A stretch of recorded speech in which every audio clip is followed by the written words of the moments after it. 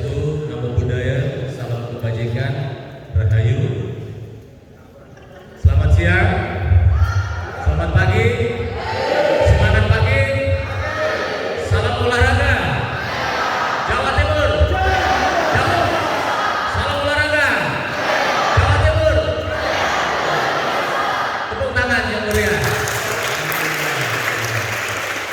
Yang kami hormati Bapak Suwanto, Kepala SMA Olahraga Jawa Timur, Pak Badrus, dan seluruh para guru yang hadir di tempat ini, dan terlebih kepada anak-anak kami, siswa SMA Sumanor pada pagi hari ini.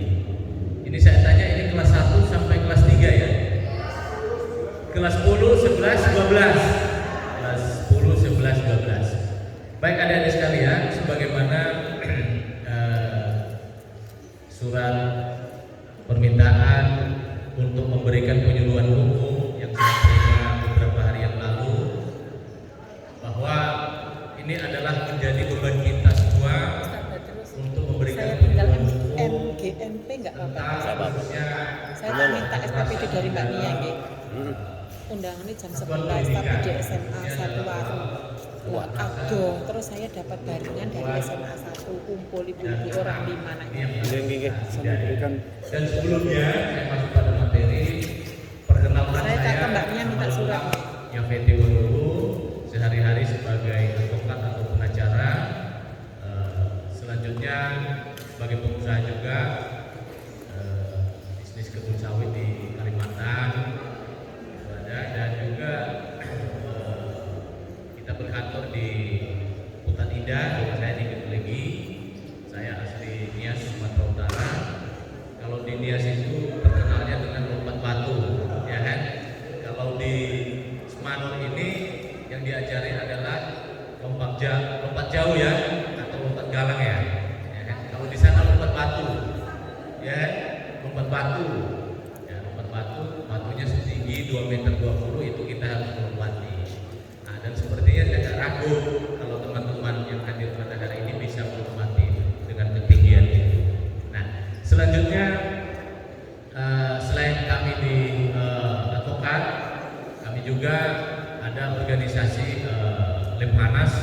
Kami bersama-sama dengan Pak Badrus yang juga ketua kita atau presiden kita adalah Kepala Dinas Pendidikan Pak Wahid Wahyudi. Nah, sehingga dalam hal wawasan kebangsaan, penyuluhan hukum, jadi ini memang tugas kita untuk memantapkan semua agar bangsa Indonesia, khususnya para generasi muda sekarang dapat berbantu dan menjadi warga negara yang baik. Adik-adik sekalian, saya memberi materi yaitu sosialisasi pencegahan dan penanggulangan tindak kekerasan di lingkungan satuan pendidikan. Kalau kita melihat adik-adik sekalian, ya, kita harus melihat dulu apa itu kekerasan. Pernah dengar gak kekerasan? Pernah dengar ya? Pernah dengar. Nah, jadi pengertian daripada kekerasan itu adalah setiap perbuatan penyalahgunaan kekuatan fisik, ya kan, dengan atau tanpa menggunakan sarana secara melawan hukum dan menimbulkan bahaya bagi badan, nyawa, dan kemerdekaan orang lain, termasuk menjadikan orang pingsan atau tak berdaya, bahkan bisa sampai meninggal. Nah, ini adalah kekerasan.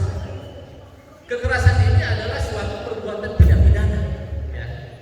Suatu perbuatan tidak pidana, ya kan? Di mana apabila melakukan dengan lawannya atau korban daripada kekerasan itu akan menimbulkan, ya kan, kepada lawan kita luka, pingsan atau apa, maka sanksinya apa? Sanksinya adalah pidana, ya kan? Kalau umpamanya berantem sebagaimana di pasal 351, ya kan, akan diancam hukuman penjara. Nah, inilah kekerasan ini. Oleh karena itu ada sekalian harus menghindari yang namanya kekerasan. Nah, saya yakin bahwa ada sekalian tidak pernah melakukan hal ini, dan jangan coba-coba untuk melakukan tindakan kekerasan, baik di lingkungan berada, dari rumah, ya kan, apalagi di sekolah, ya kan. mana kita melakukan jalan-jalan, di mana kita bepergian, ya kan, di mana kita berbelanja, ya kan. Tapi seandainya ada orang yang melakukan terhadap kita, kita harus ingatkan dia, jangan, ini pelanggaran hukum, ya kan, jangan sampai memukul, ya kan, jangan sampai menonjok, melempar dengan menggunakan alat. Ini dia katakan dengan menggunakan sarana ini adalah merupakan alat, ya kan, apakah batu, ya kan, apakah kayu, ya kan, apakah pentungan atau apa, ya. Ini jangan sampai adik-adik sekalian melakukan itu. Pengertian kekerasan ini adalah harus adik-adik sekalian mengerti, ya kan, bahwa kekerasan itu tidak baik untuk dipelihara oleh kita, adik-adik sekalian. Apalagi adik-adik sekalian adalah generasi penerus bangsa, ya kan, yang seharusnya dicontoh oleh adik-adik kalian, benar gak? Ya, dicontoh oleh adik-adik kalian.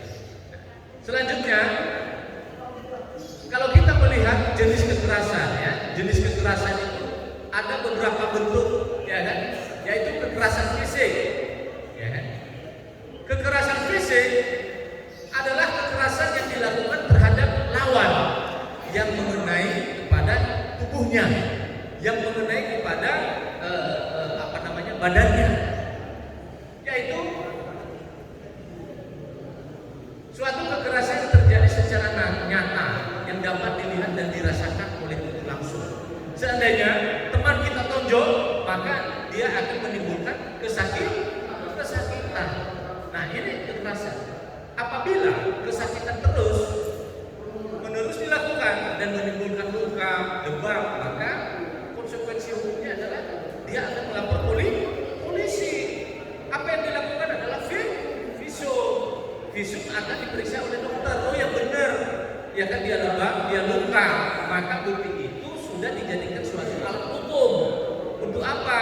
Untuk menghukum yang melakukan kekerasan.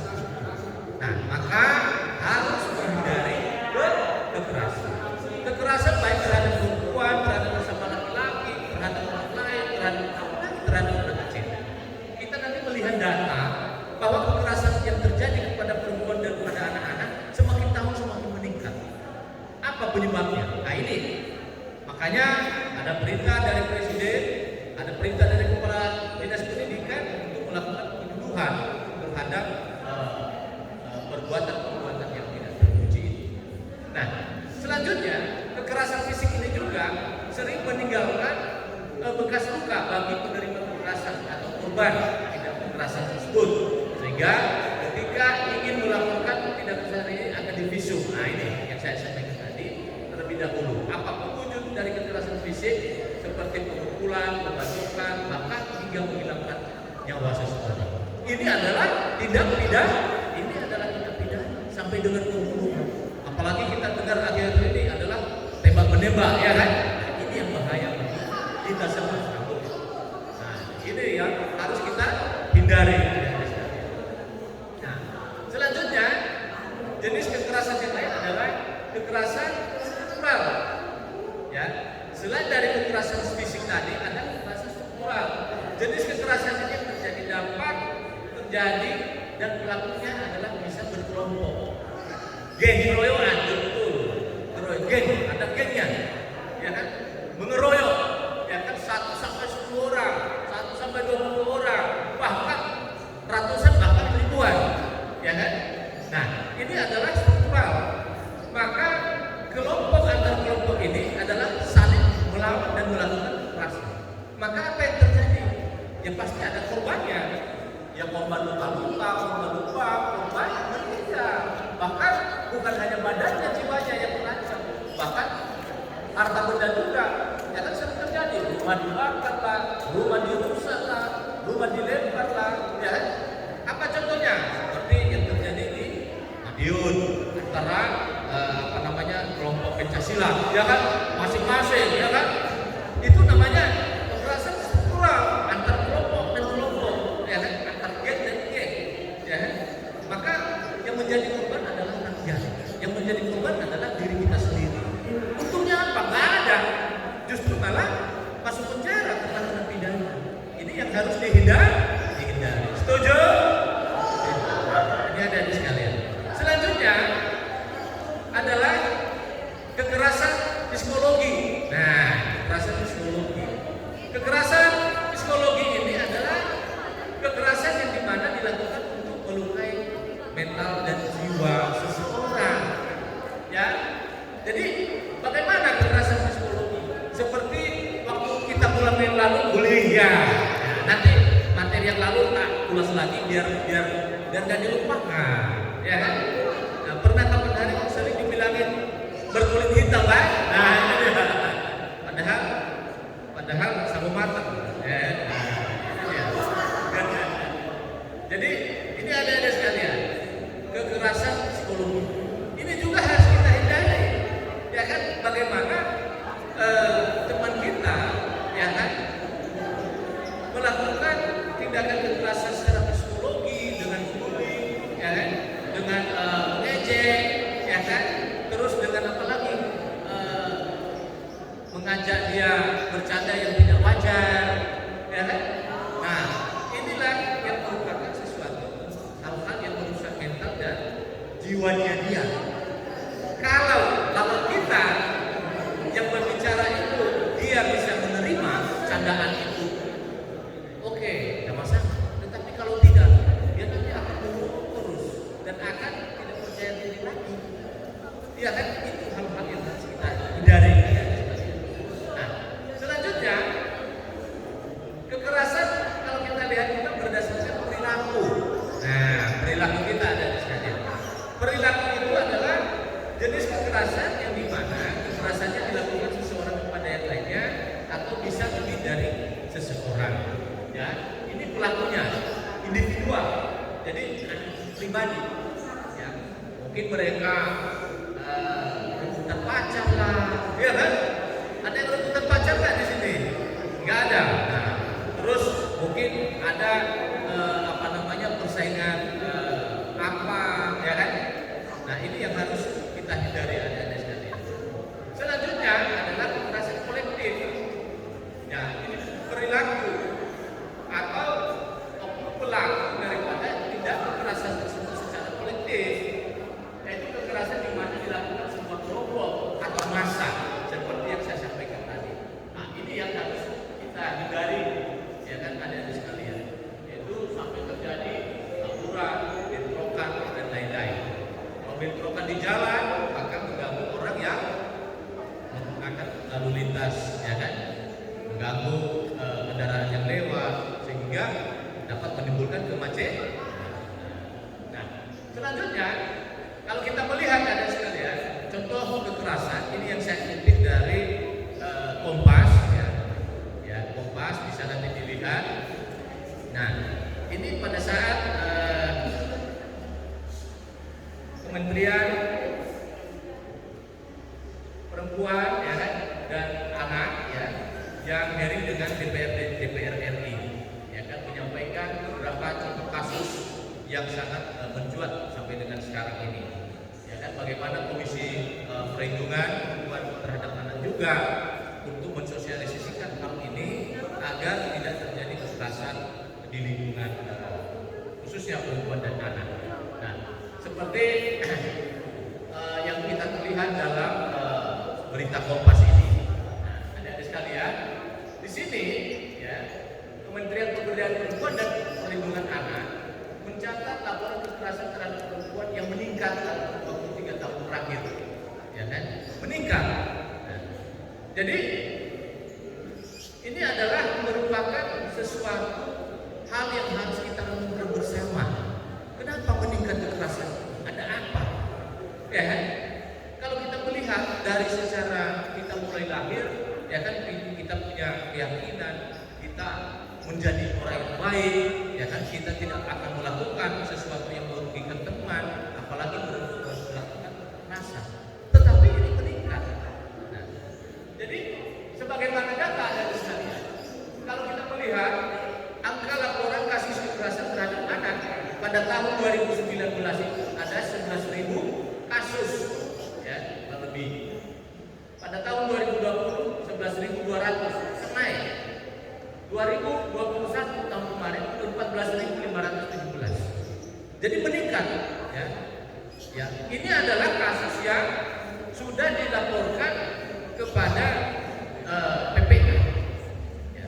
Jadi ini yang menjadi problem kita bersama. Bagaimana menekan angka ini? Ya, makanya kita harus sosialisasi ke sekolah-sekolah mengenai hal ini. Selanjutnya, selain daripada kasus ini, maka ada korbannya, ada di sekalian. Korbannya juga meningkat. Pada tahun 2019 adalah 12.285 korban. Ya kan, korban itu pasti ada yang meninggal, ada yang luka-luka lah, ya kan? Ada yang yang lebam, ya kan? Ada yang goyang jiwanya, mentalnya dan lain-lain. Selanjutnya pada 2020 naik 12.425, ya kan? Dan pada tahun 2021 ada 15.000. Nah, ini adalah peningkatan terhadap korban akibat daripada kekerasan ini. Maka saya harap khususnya anak-anak kami di Sumanor akan dapat menghindari kekerasan, benci dengan kekerasan, menghindar dengan kekerasan. Ini adik-adik sekalian. Nah, selanjutnya dari laporan kasus ini, ya, kasus terhadap perempuan. Ya. Kalau tadi kan anak, ya. Kalau tadi terhadap anak, ya kan. Kalau sekarang terhadap perempuan. Ya. Pada tahun 2019, ya, kasusnya 8.864 kasus ada di sekalian. Ya. Nah, sehingga pada tahun 2020, ya kan, ada menurun sekitar 100 sekian, ya kan. Nah, 8.800 di sini kan, berarti agak turun sedikit. Nah, selanjutnya naik lagi, ya kan, pada tahun 2021 10.247. Jadi meningkat terus. Nah, selanjutnya korban kekerasan terhadap perempuan. Ya, kalau kita melihat adalah ada 8.947 pada tahun 2019. Pada tahun 2020 8.700, ya kurang lebih 170-an menurun, ya kan. Nah, selanjutnya pada tahun 2021 naik lagi 10.368, ya kan. Nah, apa yang menyebabkan semua itu kok bisa meningkat? Nanti akan kita urai bersama, ya. Bahkan kekerasan ini yang terjadi pada anak banyak adalah kekerasan seksual. Kekerasan seksual. Nah, ini yang harus kita renungkan, adik-adik sekalian. Harus menahan diri, ya kan? Jangan sampai terjadi, bahkan ada sampai macam-macam lah terhadap perempuan itu, ya kan? Dicambuli lah, diperkosa lah, dan lain-lain sebagainya. Ini harus dihindari, adik-adik sekalian, ya kan? Nah, kekerasan fisik juga, ya kan? Ini termasuk. Selanjutnya, apa yang menjadi penyebabnya? Kita harus tahu kenapa meningkat, apa penyebabnya, faktor apa. Nah, ini yang harus kita tahu. Seandainya kita sudah tahu, maka kita harus menghindarinya, kan begitu ya? Nah, selanjutnya adalah hilangnya harga diri. Jadi melakukan kekerasan itu karena sudah hilangnya harga diri. Artinya karena sering tadi dibully, ya kan, sering dicandai, marah dia.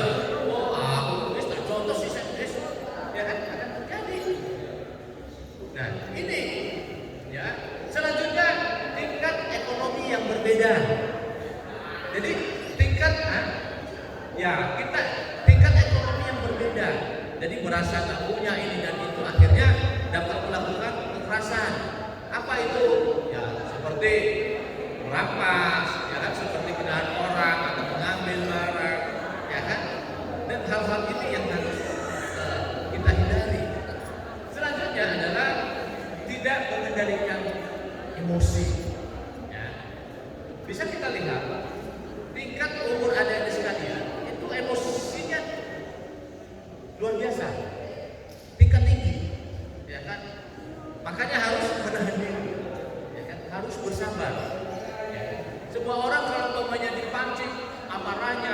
dipancing emosinya, ya pastilah, ya kan? Pasti. Maka harus kita mengendalikan emosi itu ada. Selanjutnya adalah faktor dendam. Kenapa dendam? Ya, adalah karena ada hal-hal perselisihan secara pribadi tadi, ya kan? Sehingga, wis aku diarani anak muda, ya kan?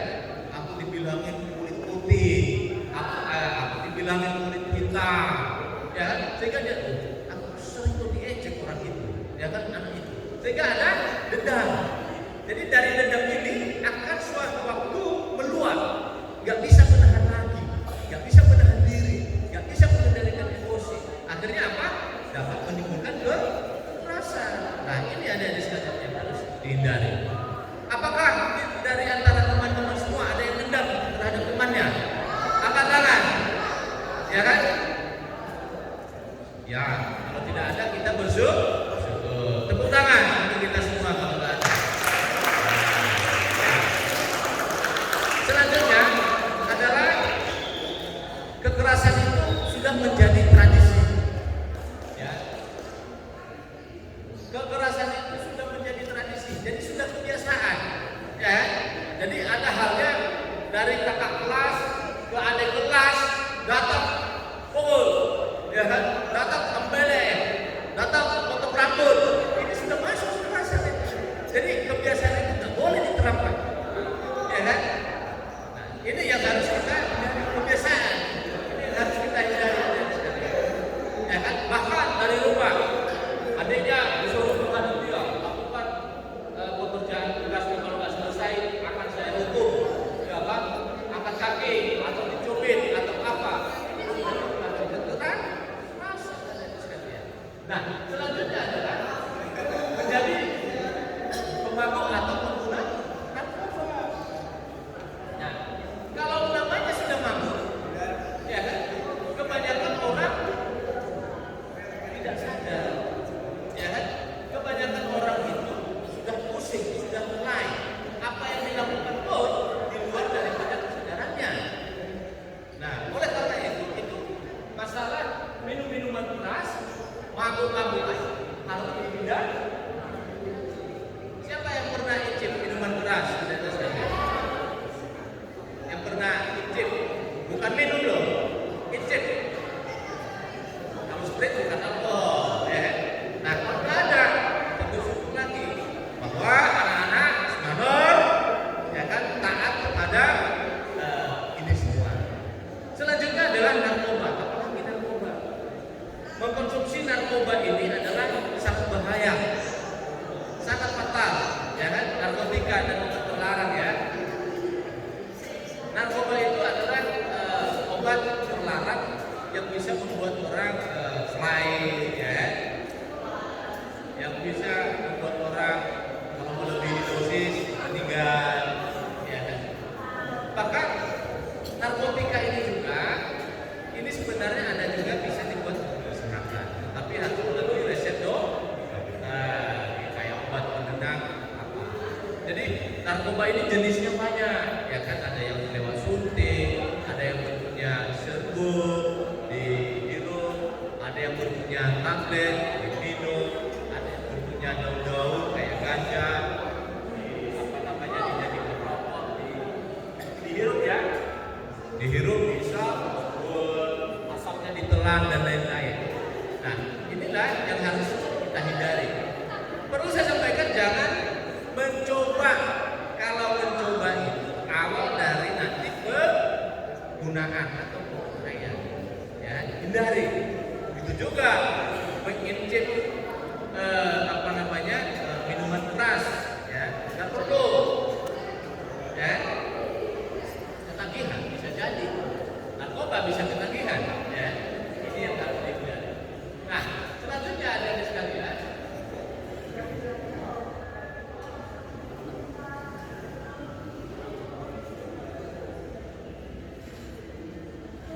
Nah, ciri-ciri korban daripada kekerasan.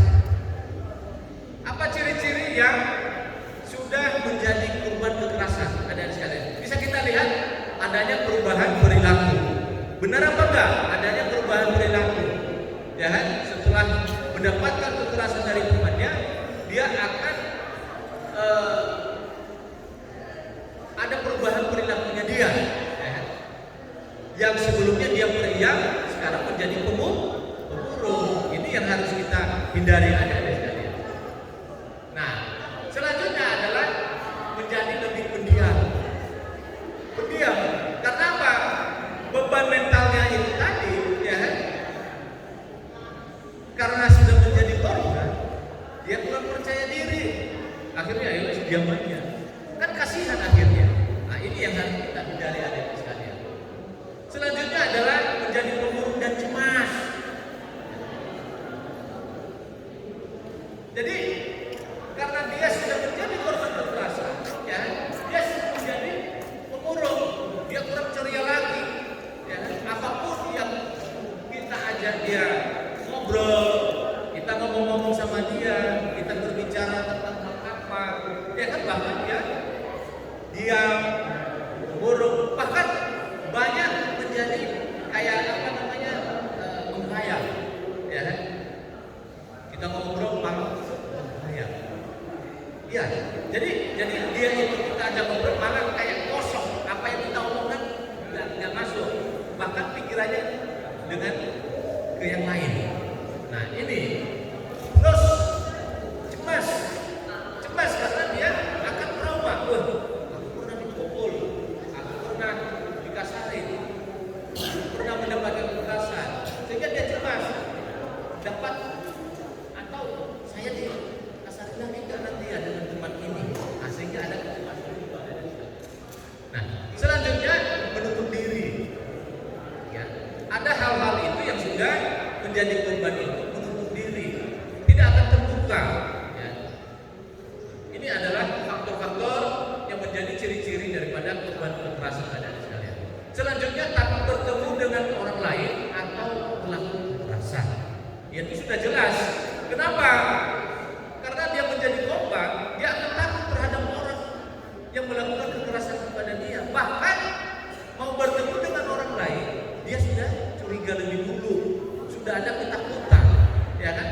Ada trauma sama dia, kan gitu ya. Nah, ini ya adik-adik sekalian.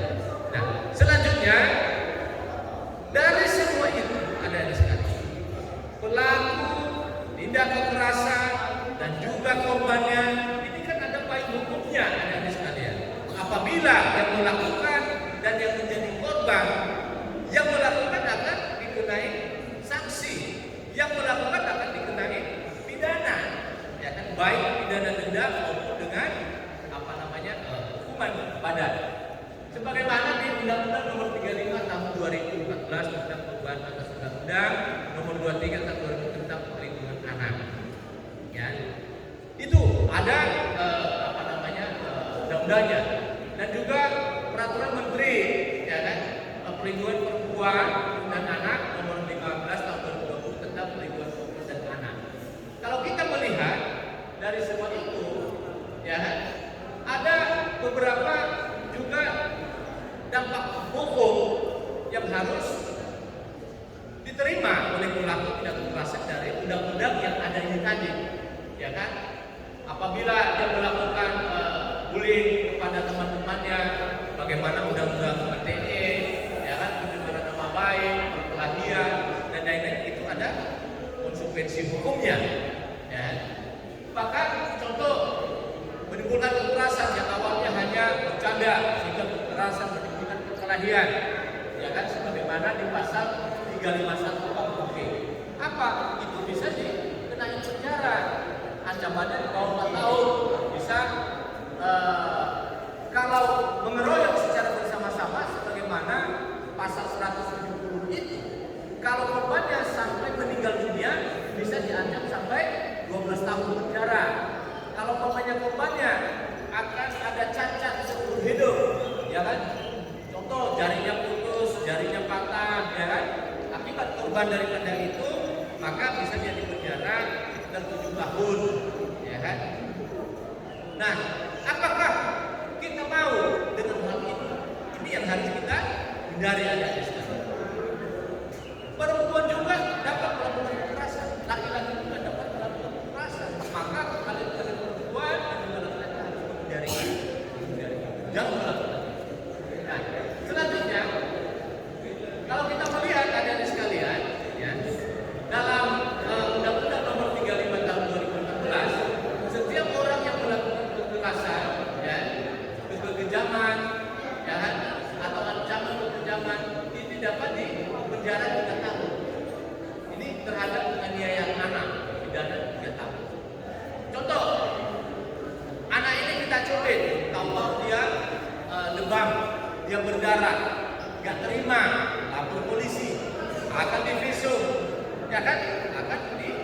Bisa. Setelah diputus oleh hakim, maka nanti konsekuensi hukumannya ini. Ya. Selanjutnya di ayat 2 itu, dalam hak anak sebagaimana dimaksud pada ayat 1, luka berat, maka pelaku pidana dipenjara 5 tahun. Luka berat, ya. Luka berat itu kategorinya apa? Yaitu menimbulkan bekas, ya. Menimbulkan bekas di pipinya luka, di lehernya, di bahu, di tangan, atau di manapun alat badannya. Ini penjara 5 tahun atau denda 100 juta. Tapi biasanya ditahan, akan dipenjara. Ini ada di sekalian ya. Nah, selanjutnya dalam hal anak meninggal dunia, ya sampai mati akibat kekerasan sampai anak itu meninggal dunia, maka ancaman hukumannya apa? Adalah 10 tahun penjara. Di Gontor ada kasus kemarin penganiayaan, kekerasan terhadap temannya. Ada anak di bawah umur, ya anak di bawah umur, dan itu akan diproses, akan dipenjarakan. Anak di bawah umur itu nanti ada juga lembaga pemasyarakatan untuk dia. Nah, kalau umpamanya sampai meninggal dunia itu kalau dikenakan penganiayaan 351 atau secara bersama-sama bisa sampai 12 tahun penjaranya itu. Maka dilihat dari semua unsur pasal apa yang dikenakan, apakah bersama-sama atau hanya dia melakukan sendiri. Tapi sepertinya yang digontor itu secara bersama-sama, ya maka dikenakan pasal 170, ya kan sampai meninggal dunia. Ya, ini ada di sekalian. Maka jangan sampai terjadi disma. Setuju ya? Selanjutnya ada sekalian. Selanjutnya kita melihat ya dari sebuah kekerasan itu ya kan itu timbul akibat daripada kenakalan remaja ya, kenakalan remaja ya kan. Remaja dapat melakukan, orang tua dapat melakukan, siapapun dapat melakukan, tetapi kita harus menghindari itu. Kalau kita udah tahu konsekuensi hukumnya itu ada, maka kita harus melihat, wah jangan, nanti saya akan masuk penjara, saya akan ditahan, tangan saya akan diborgol. Tapi apabila melarikan diri, dikejar sama polisi, tidak bisa kaki saya ditembak, kan begitu, ya bahaya. Dan yang kedua, secara nama baik, ya kan sudah hancur, sering melakukan kekerasan. Sudah masuk penjara itu, terus jangan mau pacaran sama dia, ya kan gitu. Efeknya pasti seperti itu, benar nggak? Kalau dia sudah melihat pasti dijauhi sama cewek-cewek cantik. Begitu juga yang ceweknya melakukan itu pasti dijauhi oleh cowok-cowok ganteng. Hindari ada sekalian. Nah, selanjutnya apa kenakalan remaja ada di sekalian? Ya, kenapa sering melakukan kekerasan, melakukan macam-macam itu? Karena perilaku yang menyimpang dari norma-norma dalam masyarakat, pelanggaran terhadap hukum pidana dan pelanggaran status. Nah, ini yang harus kita hindari adik-adik sekalian. Pelanggaran status itu apa? Seperti kabur dari rumah, bolos di sekolah, merokok, minum minuman keras, balon biar dan sebagainya. Balon biar ini kalau kita melihat ini sering terjadi kekerasan apabila ada yang tidak sesuai, yang tidak sepakat antara kelompoknya, gurunya itu pasti berantem. Bahkan sampai teman-temannya didaftar atau apa, bahkan motor dibakar. Apakah itu perbuatan terpuji? Tidak. Nah, selanjutnya minum-minuman keras seperti yang kita sampaikan tadi, ya ini hindari. Rokok juga, ya ini harus kita hindari. Selanjutnya kenakalan remaja, yaitu wujud konflik yang tidak terselesaikan dengan baik pada masa kenakalan saat remaja. Ya. Jadi ada traumatis pelaksanaan sehingga muncul terus di benak pemikirannya. Ya makanya kalau mamanya ada itu ya kita harus banyak berdoa agar menghindari hal-hal yang tidak baik ada sekalian. Nah selanjutnya lagi adalah dihadapi oleh kalangan remaja yang tindakannya menyimpang. Ya kan, ada hal-hal itu memang, ya kan. Dari sikap masing-masing itu ada yang senang menggoda temannya, ada yang senang menyembunyikan temannya, ada yang senang menyindir temannya, dan lain-lain sebagainya. Ini yang harus dihindari melakukan itu, karena awal daripada perlakuan kekerasan nantinya. Selanjutnya adalah bullying, ya. Ini beberapa bulan lalu sudah saya sampaikan ini, dan ini harus diulang-ulang, ya, harus diulang-ulang.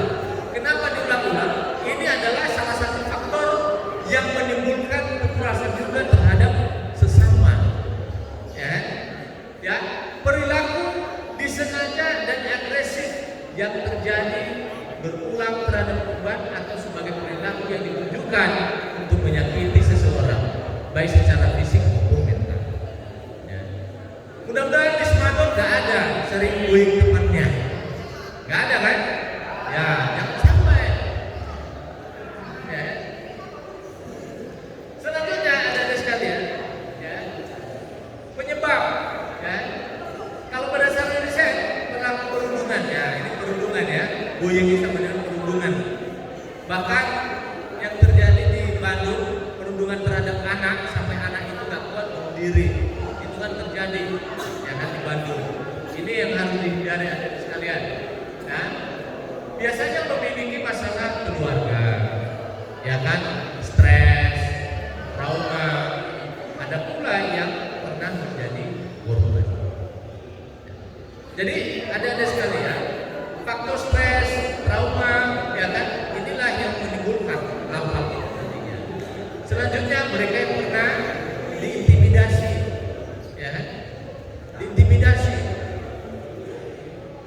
lebih berpeluang menjadi pelaku bullying ketimbang orang yang tidak pernah diintimidasi. Jadi orang yang sering diintimidasi, orang yang sering mendapatkan kekerasan itu berpeluang melakukan perundungan.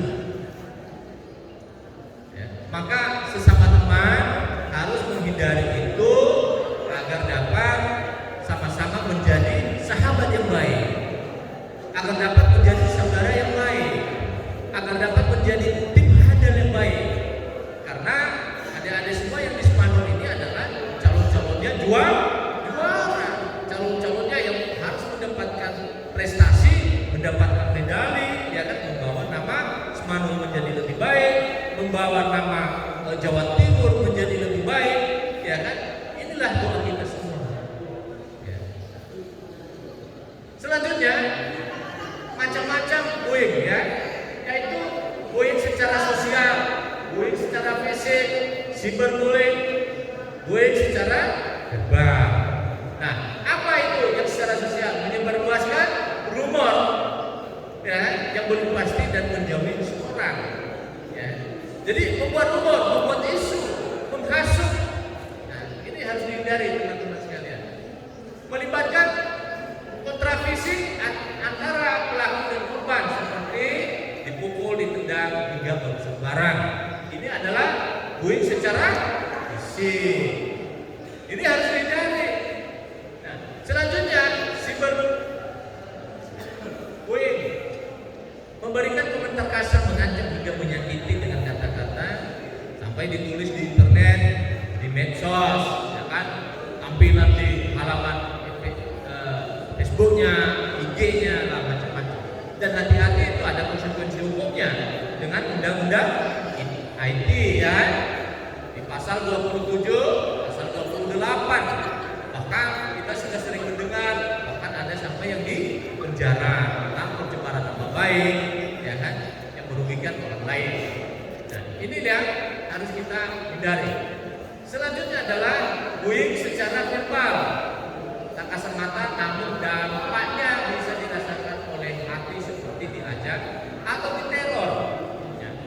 Ini adalah bullying ini semua merupakan awal daripada perlakuan rasa. Hindari. Kurang lebih pendidikan. Nah, selanjutnya, apa dampak daripada bullying terhadap korban, adik-adik sekalian? Dampaknya kita sudah tahu,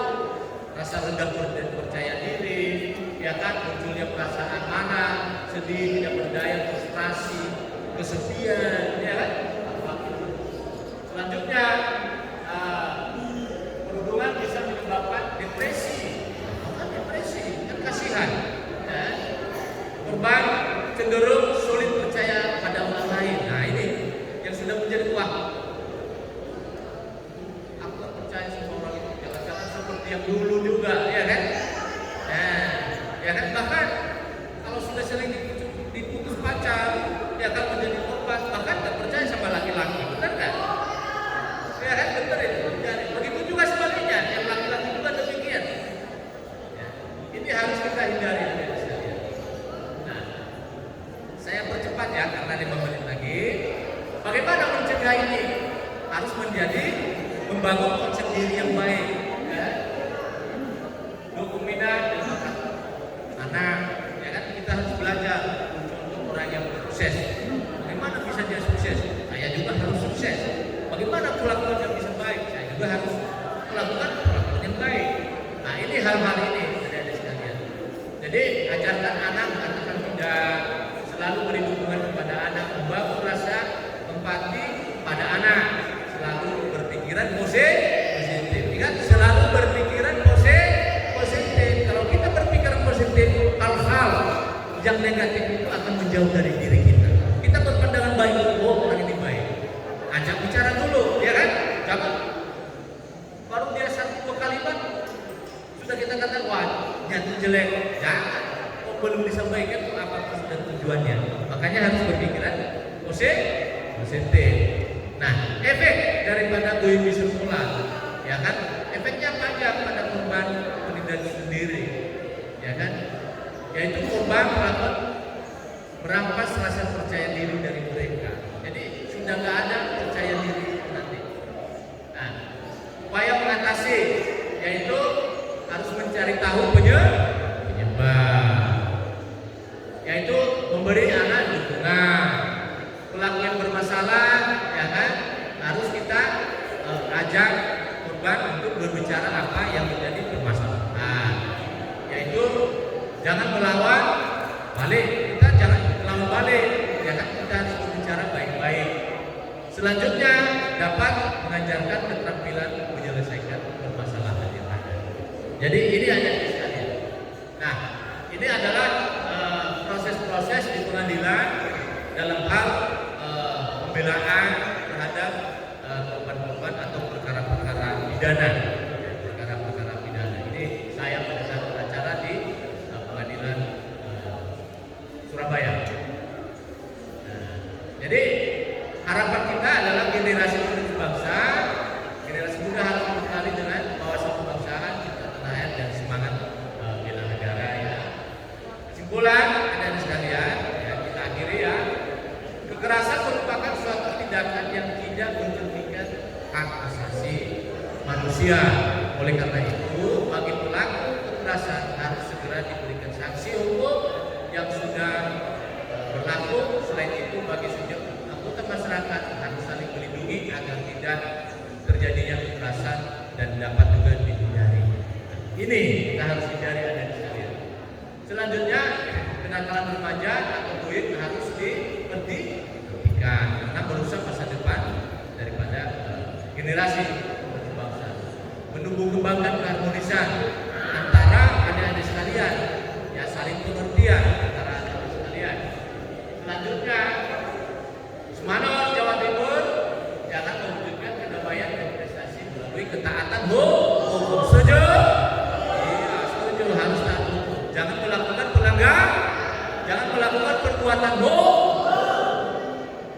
Terus mengawal Pancasila, Undang-Undang Dasar 1945, NKRI, Bhinneka Tunggal Ika. Karena itu adalah konsensus bangsa yang harus kita nggak ada ini kita rontok, ya. Nggak ada konsensus bangsa ini kita akan rontok sebagai bangsa Indonesia. Nah, saya akhiri dengan membacakan pantun. Ya, pantunnya begini, adik-adik sekalian. Si Joni langganan juara 1. Nah, Semanor kan juara 1 ya. Apa? Padahal hobinya tidurmu pulang. Kumpulkan PR tepat waktu agar bisa naik ke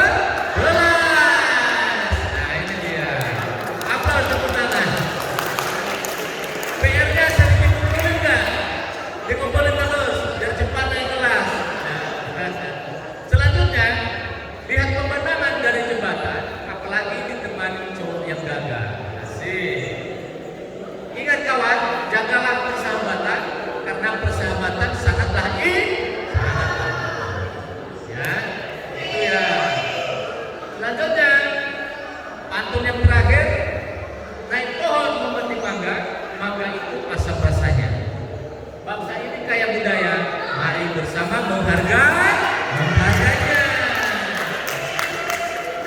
Kalau ada sekalian saling menghargai antara sesama, baik yang berbeda kulit, berbeda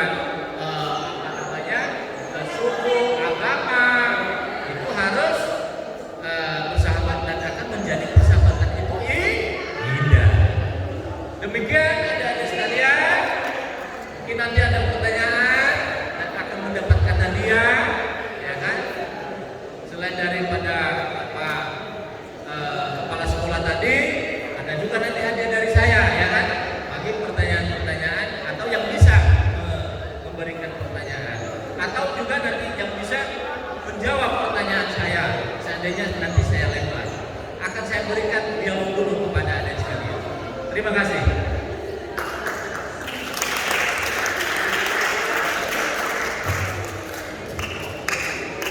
Ustazah Nulis, Ustazah, halo,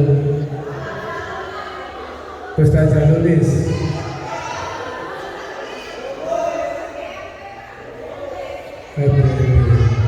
Baik anak-anak, ada yang mau tanya? Halo, ada yang mau tanya? Oleh hadiah. Nah itu 3, sampai ada 1, 2, 3. Yes, baik, harusnya anak-anak tanya. Hanya banyak tanya. Baik, anak-anak terima kasih banyak karena beliau banyak acaranya. Dan sekali lagi tepuk tangan untuk Pak Yafeti Wayu. Anak-anak, setelah hari ini nanti Pak saya akan buat MOU dengan beliau. Tujuannya MOU. MOU, angkat tangan siapa yang tahu? Maju depan. Istilah ada semangat pun tak cari untuk desa-desa teman. Memorandum punya apa? Punya apa? Understanding. Perjanjian kerja. Sampai kalau kapan tak bebek tak tuh pinter gitu loh. Pak Suri pindah 7 kalinya. Ya benar. Baik, terima kasih banyak. Sukses selalu. Semoga di sekolah kita mulai hari ini, hari Rabu, tanggal berapa? 14 September 2022, semangat Haornas 9 September kemarin kita gelorkan. Setuju? Akhir kala bikin asal sakit. Wassalamualaikum warahmatullahi wabarakatuh. Salam Jawa Timur. Iya, terima kasih. Anak-anak bisa beristirahat.